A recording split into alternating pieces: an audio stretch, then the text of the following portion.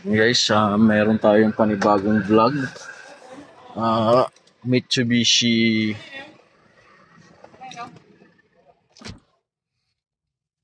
Montero Sport 2018 model. So merong mga windshield washer floater. So tingnan natin. So nag-a-alarm yung sa kanya, guys.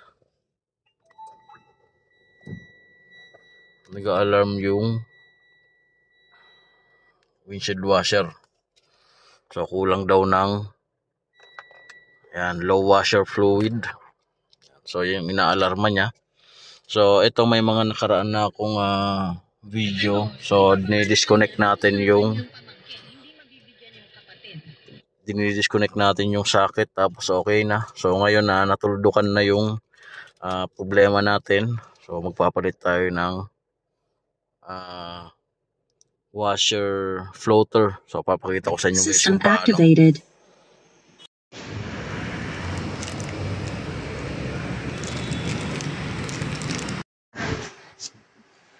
Okay, so nandito na. Tatanggalin natin to. Tapos yung socket niya. O, mga dipindot lang yan.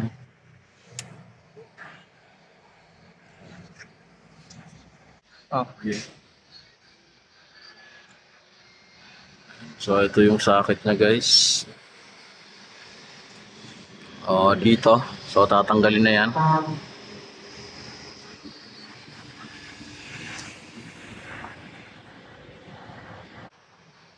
Guys, so ito yung sundutin natin. So medyo makunat lang to.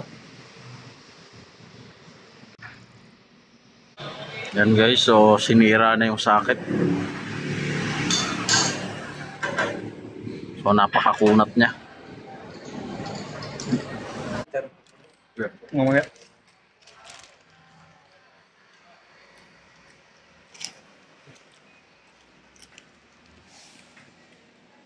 Yan.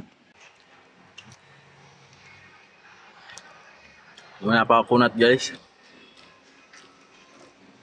Ito yung takip niya.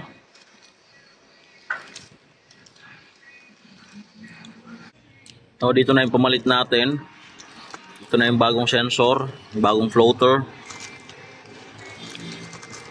So ang pagkakabit nito guys, ito muna yung unahin natin.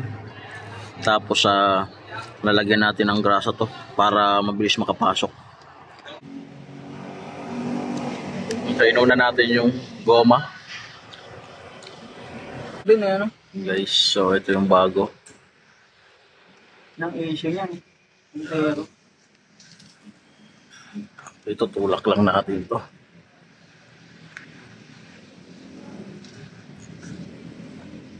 Yan. Kailangan lang may grasa para mabilis pumasok. So yan yung harness niya. Tapos yung isa.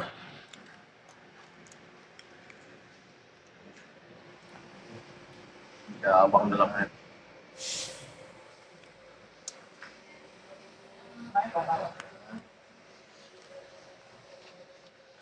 yan ko pa din, matanda na. O, ilagay natin dito. Tapos ito, clip natin. Yan. Okay na. So subukan na natin. Okay, so ito yung windshield washer natin. So lagyan natin ng tubig. So pag nakompleto na yung tubig, titingnan natin kung mag-a-alarm pa ba yun.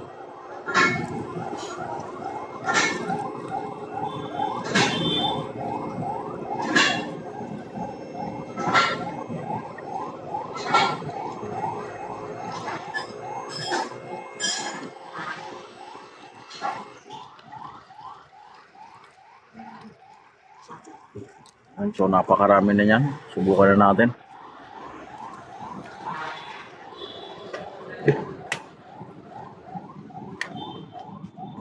Subukan na natin kung mawawala. On muna.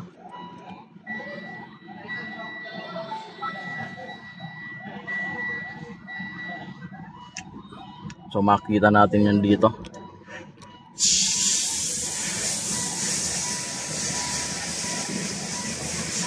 Start natin. Tingnan natin kung mawawala yung indicator na yon.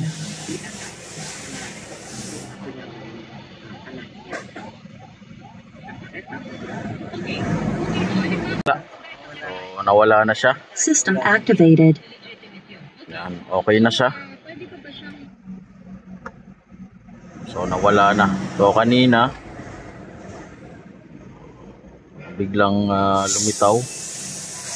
So ngayon nawala na. Okay na. So talagang sensor lang yung pinakang problema niya, yung floater. Yan. So ganun lang. Like and subscribe to my channel. Thank you.